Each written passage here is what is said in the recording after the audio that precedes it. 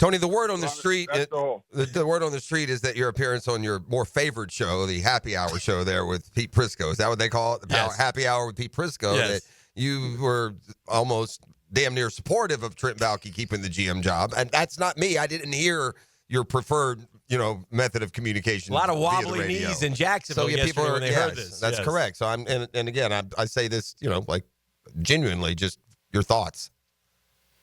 Well, I mean, first of all, I'm just telling you what they're saying. I have a little contention with the fact that you're saying that's my preferred media. Well, outlet. good answer. It's one of my media outlets. I love. You're earning back trust. It's over. Yeah. The happy hour's gone. I mean, this is one of my favorites too. It's like having kids. I have 5 kids, Jeff. It all starts with Dan Hickett and Jeff Frost. Thank you. I didn't hear Prisco's exactly. name. Yeah, I think you made it in there. I mean, come on, dude. Let's not forget that. Everyone relax. Okay. All right. Good. Feelings have been hurt, as what it sounds like. Yeah, as far as, listen, Shad Khan made the decision yesterday. It was announced yesterday. I think the decision was made Sunday or maybe even before the game. I do not know the exact timing. That he was going to let go of Doug Pederson and keep Trent Baalke. Yeah. And so we had a conversation yesterday, and Pete was, coming out firing. Sure. Like a lot of the fans, they were not happy. And I said that on the air. I said, I get it. People are not happy. This team underachieved. Mm-hmm. And, winning 4 games isn't good enough. I get why Shad is upset. He spent a lot of money. He's invested a lot. My broader point yesterday on the show is that Shad Khan, in my opinion, is the owner that you want. He invests. He gives the resources. He cares about the city. He gives football people what they need. He tries to stay out in his lane as far as, hands off as far as day-to-day of, like, players, procurement, coach, all that kind of stuff, oversees it, and then basically makes a judgment based on results. The results weren't good enough. He let the coach go. That was his decision. He kept the GM. Mm-hmm. And so I think a lot of times, and it's interesting, and I said this to Pete, is like we want blood of everybody. Everyone wants blood. And Trent Baalke, for whatever reason, I've never seen this actually. I think people wanted Trent out more than they wanted Doug out. They did.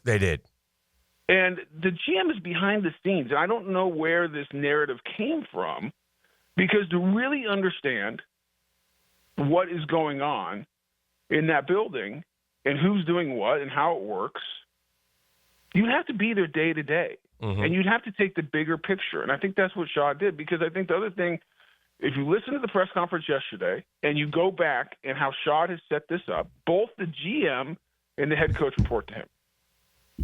And they're equal. But the head coach is first among equals. It's a head coach-centric model. He believes, as I do, as a lot of people in the NFL, the head coach is the critical piece of setting culture, at the end of the day, driving. The GM's job is to manage the football operations, to procure players, to work with the coaching staff, and to get them what they need. And I'm not absolving Trent. Trent's responsible. Trent's was 4-13 as well, right, with Doug. No doubt about this. So if you listen to what I said yesterday, I was not absolving him at all. I was just trying to bring some balance at looking at the other side and saying, okay, Shad obviously has been evaluating this all year. I know that for a fact. When this thing started going sideways, Shad has been spending time looking at this, evaluating, getting information. More than I'm not there every day. Right. And his evaluation at the end of the day, agree with it or disagree with it. That's the beauty of being a fan. That he felt comfortable for the time being for Trent to keep his job and Doug and the staff not to, based on the entire evaluation. At the same time, if you listen to his press conference, which I was surprised about, frankly, I didn't, is at the end of it, because he kept on getting pressed by the media about, what if a head coach, because all the rumors are out there is Ben Johnson won't, or certain coaches won't come here because of. No, you had it right, the one that matters. Yeah. But I think, but we heard the same thing 3 years ago. Remember? No one was going to come here 3 years ago? Right. Because of Trent. And it was like, I think the big rumor back then, Byron turned down the job because of Trent. Well, it just came out a couple weeks ago Wasn't true. I never turned down the job. I never got offered the job. Right. And so you got to be careful what you hear is my point. Mm-hmm. Because everyone's saying, oh, people aren't going to come here. And my point yesterday is like, hey, Pete, you keep on saying this. There's only 32 of these jobs, and only 5 are going to be open. So you're telling me these guys who've dreamed of being a head coach that pays like $6 to $10 million a year, guaranteed over 5 years each year, are going to say no because of Trent Baalke? And my point was, I just don't think that's true. Now, maybe you don't think when push comes to shove that they may have put it out there, but you think when push comes to shove, they're going to do it. But Tony, I will point out that Ben Johnson has a couple interviews set up, and neither of them are with the Jaguars this week. And this is a week that you can get them. Let me finish. Okay. Ben Johnson, he might have leverage because everyone wants him. Right. There's no doubt about that. And I said this yesterday. Maybe Ben Johnson does have the leverage. Mm-hmm. And my other point is but are we sure is Ben Johnson going to be a great head coach? We don't know, right. but we have no idea. That was my point. And I think Ben Johnson is the top candidate. Yeah. If I was in charge, I would interview him. Mm-hmm. I'd dive into it. But I don't know. Is what he does as an offensive coordinator, because the two jobs are wildly different. Correct. They're not even close to the same. Correct. And what can he take this step and take what he's done is, in my opinion, right now the best offensive coordinator in football. Can he translate that to be the head coach and change and set the culture of the entire building? Because that's what Dan Campbell did. Dan Campbell has never called a play in his life, I don't think. I don't think he could call a play. The dude is a leader of men. And the Detroit Lions, when they decided to fire Matt Patricia and make a change, and I can't think of Mrs. Ford's first name, but became the chairman of the organization, basically said, let's take a step back, and what do we want to be as an organization? Right. What's the culture we want? And then they went through a process, and they interviewed everybody. And they got Dan Campbell as head coach. And I love everyone's revisionist history. Hey, he's the greatest. We want Dan Campbell, blah, blah, blah, blah, blah, blah. For weeks, everyone made fun of them for hiring Dan Campbell. He's a buffoon. He's a meathead. Blah. I mean, all this stuff. It wasn't like there was a long line of teams wanting to hire Dan Campbell. But the Detroit Lions did, because they had made a decision. Here's our culture. This is what we want to be. And we know the head coach has to be the driving force of what the culture and enforcing this culture in the building, because it's head coach centric. And that's what Shad said. This is going to be head coach centric. This is how I believe it. This is how it's always been set up. And then this is what Dan's done. And so my question is, I'm a big believer in Ben Johnson. Mm-hmm. Can I sit here and tell you I know he can do that as a head coach? No, he's never done it. I sit down and interview him and talk through it. And so I think we're just getting ahead of ourselves. My point yesterday is take a deep breath. I get that the media is reporting today. Mm-hmm. The media reports a lot of stuff. Yeah. And some true, some not. Let's wait to see if this thing plays out. And I think Shad said it best at the end. He's like, listen, if someone comes to me and that's the guy I want, and he is saying I want a different structure, I'll listen. Yeah, it behooves the general manager to not bring you that guy. That's a whole nother story. But that's not. I know that's okay. Okay. I know for a fact that's not true. Okay. I have disagreed with Trent Baalke, and I said this on the air. I've disagreed with moves. I have been completely transparent and honest of saying this is what I think he does. He's done well. This is what I don't like. I disagree with, so on and so forth. But I can guarantee you, Trent Baalke is not the type of person who's going to basically say, we're not bringing this guy in because I'm going to protect myself. I know for a fact. All right, let me take it. So take that off the table. And anyone who says that is Fair not enough. being honest and is being disingenuous. Fair enough. And my other point yesterday, because everyone, trust me, I got attacked after last night. Wow, it was awesome. Dude, we took it easy on you. I got called the turncoat. You know what Tony's doing right now? It's called the filibuster. Continue. No, I'm not. We can do 2 segments if you want to. That's our guy. We can do 2 segments. These comedies. Damn right. You're damn right. We're going to do 2 segments. That's a staggering. Right, and then and the other thing is you have to also can we take an honest look at the organization? Yes. Because that's my whole thing. Because it's not all bad.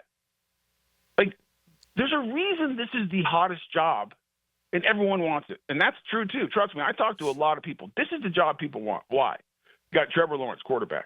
You have 2 top starting caliber who a lot of people, me included, I've said this on the air well before Doug got fired and they kept Trent. I think you have 2 starting caliber, possibly top 10 tackles in Walker Little and Anton Harrison. With different coaching, obviously, because they haven't played it. Now, you throw some stuff out there, Tone, and you've been right, so I'm going to let that slide, but I vehemently disagree, but that's okay. You know much more than me, so you were right about a couple of your football acumen is outstanding when it comes to that, so continue.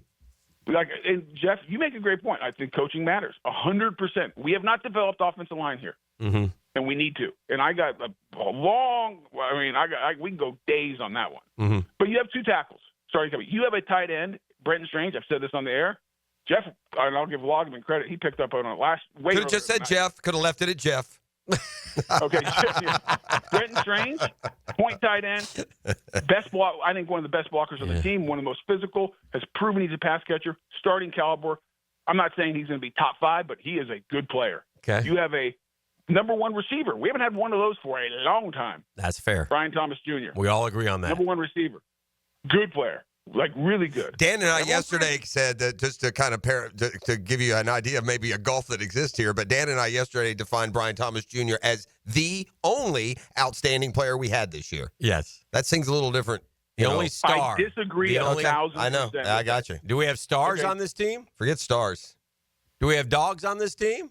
Yeah, well, we don't have enough dogs. Yeah. Okay. We don't. But we got some. Who? Trayvon Walker, dog. Okay. Good player. Good player. He should be. He's the number 1 pick in the draft. If you can't get a good player there, then you're in the wrong business. Hold on, Jeff. You guys dismiss it. Good player. Yeah, he only has how many guys in the history of this team? Tony, 2. Two. Yeah, I get all that. We're king of the dipsticks. I don't know if you're aware of what our team is. The worst in the league since we came in. Let me finish, Jeff. I mean, make a Pro Bowl. How many offensive line coaches do you guys talk around the league about? O-line coaches? As many as I do. I know that. You go ask them what they think about Trayvon Walker. Yeah. I couldn't name offensive line coaches. Me either. I know you can't. That's the problem. We have 2 ends who are good players. I'm not saying they're great. I'm not saying they're great, but they're good players. Every coordinator in America would want those 2 guys. And that's perfect. So we agree. Good. It's not outstanding. You're telling me that. And by the way, but I'll say this, Jeff. I think they could be great. Yeah. I'll say this. I'll say this. Coaching matters. I get it 100%. And I'll say this. I won't look for Trayvon Walker when the NFL players name their top 100. It's the number 1 pick in the draft. He's a good player. It's part of the problem. He's a good player, and we'll leave it at that. But you got to go do something more than 10 sacks in 17 games as the number 1 pick in the draft. Meanwhile, the guy should have been taken is. Yeah, but we can't. I got you. Just in general. Let's do this. Either way, I don't want to get down. Hold on. This is a good place to take a pause. Tony said he'd do another segment, so let's cash in on it, and we'll take a break and we'll come back if that's cool, Big Bo. All right, I'm not listening to your dang commercials, so call me back when you're ready. All right, easy love now. You. Sponsors. I'm not excusing the misses. Trent Baalke and blaming everything on the coaching. Right, I don't think anyone is at all. Nobody has a problem with getting rid of the coach, by the way. He deserved to go. And I said this last night. I don't like getting rid of these coaches. And I said it last night. My job is not to hire and fire anyone. Shad Khan is not giving me the power to hire and fire anybody in this organization from the radio booth. So all I'm saying is you have to step back and take a big picture. And Shad is, in my opinion, the type of owner that you want. He invests. It's not like he's not trying to get it right. Right. We got separate storylines. And you know what? I don't want to. I respect Shad Khan a great deal. Okay, but and I always thought that until yesterday. I always thought that he was the kind of owner, but this one did not make sense to me in terms of keeping the general manager. It doesn't get things aligned. What happens if they bring in a coach and they have a bad year next year, and then the new GM comes in? Well, then the new GM wants his own. We're not aligned. I think it works best, Tone, and you talked about it going to coach-centric, but to me, it works best when coach and general manager, they have to be together. They have to be on the same page. It's too hard to do this when you're not on the same page. And one way that happens is the GM is so good that the coach doesn't really have a huge relationship with him, right? They deal, but he trusts that he's getting the best. He's making the best of it. It felt like with Pederson and Baalke, and you can speak to this, there was a tug of war over what was best, right? Like you felt like Baalke and crew would draft guys to do one thing, and then Pederson and crew would be like, yeah, we need that, but those guys aren't good enough kind of thing. And so they never... the personnel was never so good to overpower, and you'd have the results no matter what the relationship was. But when it's going bad, it doesn't help that they're not in that lockstep. Is that somewhat accurate description, you think, as you would think? I mean, I have not heard that in the building. Okay. But I'm not there every day. I mean, Jeff, what you're describing is the antithesis of what you want. And I'm not... Because you're right. I mean, you want alignment, and Dan, if you make a fair point, you want the GM and the head coach aligned. But at the same time, I think you can achieve it still. And I get the angst after underperforming so bad, and everyone wanted blood and clean house, and I get that. Yeah. I mean, listen. I'm not saying the fans are wrong for feeling that way. Sure. But I still think you can get the alignment, because if I guess where I disagree, and I was disagreeing yesterday with Pete, and I disagree with you guys today. I don't think Trent Baalke is going to purposely block certain people coming in to protect his own job. I just don't think I actually know that's not going to happen. Okay. So that's a ridiculous thing. I think fans are worried about that. I take that out of your mind. That's one. Secondly, he's going to be involved in the process. Shad also said other people are going to be involved. I don't know what that means, but so there's going to be a process. And at the end of the day, there's going to be alignment, because Shad Khan's going to say, you're the head coach, you're the GM. And he's going to give this head coach, in today's terms, probably 4 to 5 year deal. And let's say it goes bad, something goes bad next year. I don't know what. Let's just think the worst, because we like to do that right out here in Jacksonville, because it makes us feel like we probably might be right. So let's say something goes bad. Well, we think the worst because it generally is the worst, but go ahead. That's my point. So let's just say it goes bad. Yeah. And Shad fires Trent, and he just says, "Okay, you're the problem. Let's get rid of him." He's not going to get rid of the coach too, because he's not going to, after 1 year, if he gives a guy a 5-year deal, most likely, unless he's glaring just terrible. What do you think the process will be if we take Shad Khan at his word, which I do, that he believes in a head coach-centric team? The head coach is going to be part of the process of going and getting the new GM. Now, so is that ideal? No, because you've wasted a year and you don't want to do that. Tony, was Pederson and Baalke? But that's like the worst case scenario. Yeah, Tony, were Pederson and Baalke, was that supposed to be coach-centric? I believe it was, Dan. And listen, I was not down there day to day. Yeah. But I know what Shad believes, and I believe that's how it was communicated and how it was set up. I believe that. I can't tell you that for sure. Well, because I was not involved in those conversations with Trent, Doug, and Shad. Yeah, yeah. Would it be so? It would be unfair of me to say that. Would they be better served if they had somebody like Shad Khan telling me that the coach is going to report to him doesn't do a whole lot for me. I think Shad Khan needs a guy down there, and we've all had these discussions, Tony. So elephant in the room, no big deal. I mean, because the fans love you, and they at least before today, and they. Yeah, it might not Tony, I'll say that more. I'll say that more accurately. They're now more sure than ever. Continue. but what it would seem to me, and maybe Shad's a little gun shy because it ended. But the best success Shad has had is when Tom was the EVP. Now it went badly at the end, but nonetheless, that seemed to work best because Shad can do whatever he wants. He's the owner, but he's an absentee owner. So if you got a guy who's kind of watching over GM and coach, I think that would work best, in my opinion. But in this situation, yeah, sure. There's a lot of different structures in the NFL, right? And that's one of them. There's no doubt about that. I take a little because I don't want to. Can you please what does absentee owner mean? Okay, absentee owner is an owner who's not here day to day running. In the old days, that's not his office. His office isn't the stadium. Yeah, in the old days. Yeah. Okay. All right. I was saying in the old days, the owner, the NFL team was a hobby, but it's not that way anymore. They went to the stadium every single day. They were very involved in everything. Listen, you want Oppo, Shad Khan, that's Jerry Jones. You don't want that either. But you want somewhere. I think it. That's my point, Dan. You're making my point for me. Explain to me what like. I don't think he's absentee because absentee owner. He owns the team. Mm-hmm. He has an office in the building. He's not there every day because he does have other business interests. Well, he's there quite a bit. He meets with the GM and head coach, whether in person or virtually, like most businesses do today. Mm-hmm. And he has hired people to manage the day-to-day, like a lot of owners do. He's not. He's hired the wrong guys, though. I disagree. I disagree. I think he misdefined. I think that's okay, wrong. Tony, can I say? So let me one last. Please define, because I also hear the other side. We don't want Jerry Jones. He's too controlling. Okay, great. What do you want? Tell me your perfect. So and I'll call Shad. Okay, thank you. I'll say, Jod, this is the job description that the fans should have. Okay. I don't want anything, but I'm just going to, I think, better define what Dan means is absentee. Okay, great. I think, and this may not be factual. I'm just telling you what the perception is. Okay. Absentee owners, non-absentee owners, hometown is where their team is. They live where their team is.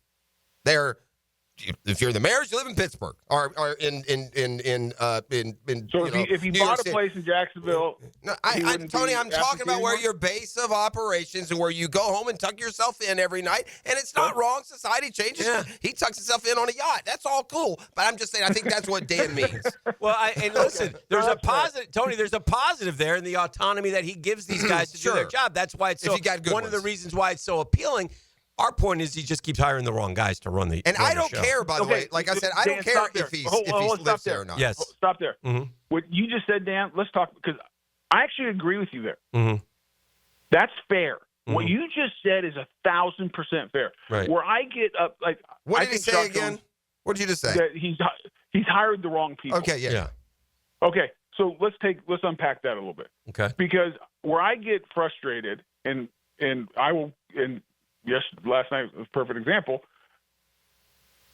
Shad Khan's in my opinion, a great owner. Mm-hmm. Why? Let me define it. Mm-hmm.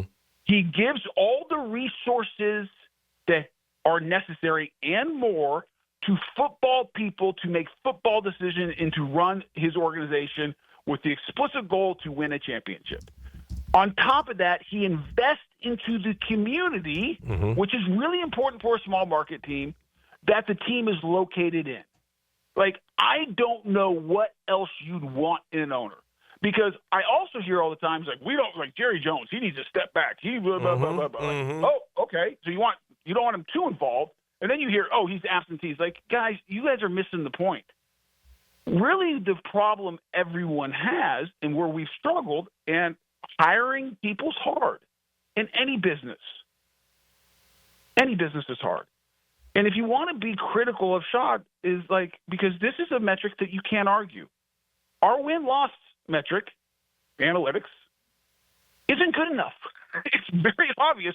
We've lost more than we've won. It is not good. We need to get better there. We have been inconsistent. We've had blips of success and a bunch of losing. It should be the opposite. You should have blips of bad seasons and consistent winning. That's what you want.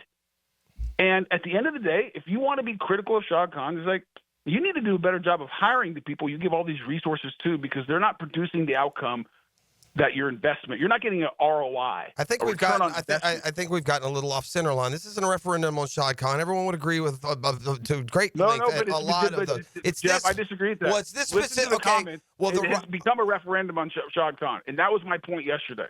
Yeah, I don't. That'll blow up and down. I'm telling you, sitting here, there's no referendum on Shad Khan, and faith is lost forever. The referendum has already passed on your guy Trent Baalke. People don't believe that we can win a Super Bowl with Trent Baalke, so they are critical of Shad Khan. This is like the lightning, moment of losing some confidence and faith that you had before. And on top nothing that can't be earned back. And on top of that's fair. Okay. And on top of that, everybody's been hearing about this cat up in Detroit that they all want, and they feel like, okay, well, wait a minute now. He's not even going to interview with us, and we'll see if that happens. I agree with you, Tony, about, sometimes when push comes to shove, when rubber hits the road, there's only 5 openings. Why am I going to let me at least listen to the guy and see what he says? Yeah. So, Tony, I have one football-related question. So let How me about go back that? to this. Okay. This is the other thing. This is why I don't get to and I'm fine with people not thinking Trent's done a good job. Like some of the results you can't argue with. The wins and losses, like okay, I can't defend that. Yeah. But I mean, but you have to look at the big picture. What is his job? What's his role? How's it set up? Blah blah blah. And I don't want to. And I'm not blaming Doug. Mm-hmm. I think Doug and those guys are good coaches. It didn't work. So Shad made a decision as his right to do, took a step back, said, I'm getting rid of the coach, keeping the GM. Okay, great. Owners do that all the time. I would just be careful, and media does this and fans do this every year at this time. Who the hot candidate is. And I'm not speaking badly about Ben Johnson. I think he's an amazing offense coordinator. I don't know if he's going to be a great head coach. And I'll just go back, and I'm going to use Dan Campbell again. In that hiring cycle, he was the least popular. There's all these big names. Everyone else got the greatest guy. None of those guys have jobs anymore. Go back and look at the hiring cycle. The 2 guys that everyone thought were the worst hires were Nick Sirianni and Dan Campbell. right. They're the only ones with their dang jobs still. Yep. So just be careful. And I'll give even a more personal example. I'll go back to USC when Pete Carroll was the 5th or 6th choice because everyone else said no to USC. Right. And people were losing their minds. Oh, we got stuck with Pete Carroll, wash out the NFL, blah, blah, blah, blah. Oh, only the greatest. It's only like the greatest time in the last 50 years of USC football. Yep. And went on to be a Super Bowl coach at the Seattle Seahawks. Was so unpopular. No one wanted him. And I'm just saying, so take a step back. Sometimes the hottest candidate isn't the hottest guy to get, best guy to get. All right. Sometimes it is. Maybe. I hope Ben Johnson. Right now, I'm with the fans. I'd love Ben Johnson to come here based on what I know. He's innovative. He's fun. I've talked to people up there. He seems like a good leader. Like I think it's great. And yes, the reporting out there right now is he won't come here if Trent's here. Mm-hmm. I don't know if that's true. Like let's just let this breathe a little bit. Right. And see where this goes. I get why everyone's frustrated. I get that we've lost too much as an organization. Yeah. That is, you should be critical of that. We have not performed as an organization. Right. As a fan, you should be mad. You should be pounding the table. That it needs to be and that's better. why they are. I agree with all of that. That's and why I agree with every one of them. Yeah, that's right. And I agree with them. And under the owner's tenure, it's been It's bad. not been good enough. Terrible. It's not been good enough. The worst. I agree. So, but okay, good stuff. Hey, listen, we appreciate it, man. Appreciate your Let us know if openness. you have any press conferences this week. Yeah, we love you, man. There's no here breaking news. There's no press conferences planned. Okay. I am in Ponte Vedra drinking coffee today. I got a couple meetings with my company out in San Francisco. I'm the only media I'm doing is talking to you. I purposely turned down anything else because I don't want to have this conversation with anyone else besides you guys. Friendly only fire. because you're my Yes. friend. All right, my brother. Have a great day. Thank Enjoy you, your Tone. coffee. You're the man. That's Tony Boselli, probably the Jaguars Hall of Famer. All right.